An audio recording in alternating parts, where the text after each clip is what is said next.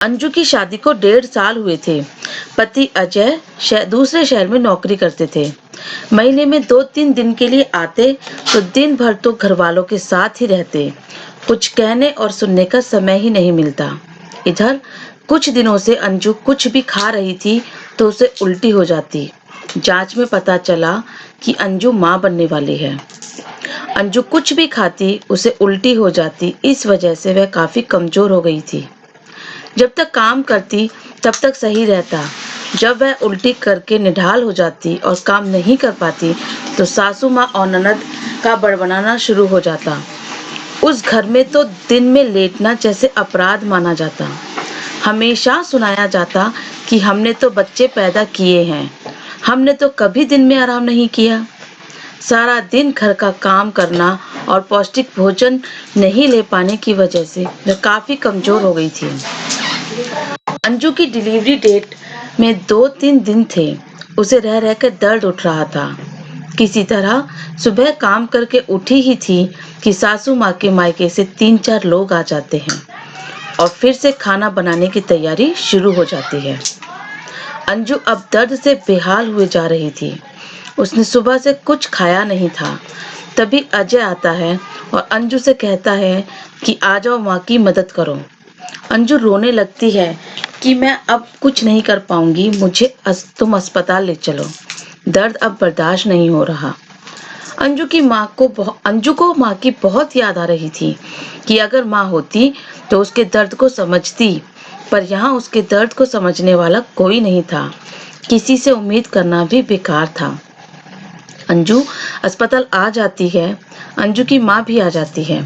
आते ही अंजू के सर पर हाथ फेरकर पूछती है कि बेटा कुछ खाया? वह माँ के हाथों को पकड़कर रोने लगती है और कहती है, नहीं माँ, मैंने सुबह से कुछ नहीं खाया। माँ कुछ लाने के लिए जाने लगती है तो डॉक्टर मना कर देती है कि अब डिलीवरी के बाद ही कुछ खिलाइएगा। अंजू ने सुंदर सी बेटी को जन्म दिया। माँ ने नातिन को अपनी बाहों में भरकर कहा कि बिल्कुल तुम पर गई है, मेरी जूनियर अंजू आ गई। अंजू मुस्कुरा देती है।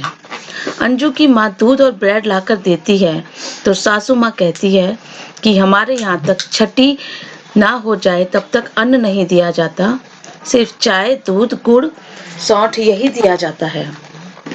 अब तो छठी वाले दिन ही अन्न मिलेगा, आप दूध और चाय दे सकती हैं। अंजू की माँ यह सुनकर अवाक रह जाती है कि अब 4-5 दिन तक और मेरी बेटी को अन्न नहीं मिलेगा, पर वह कुछ नहीं कर सकती थी।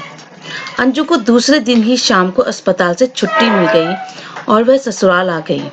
अंजू की मालिश करने वाली 10 बजे आती, कभी और देर से आती। गर्मी में उमस के भरे दिनों में उसको प्यास से गला सूखने लगता।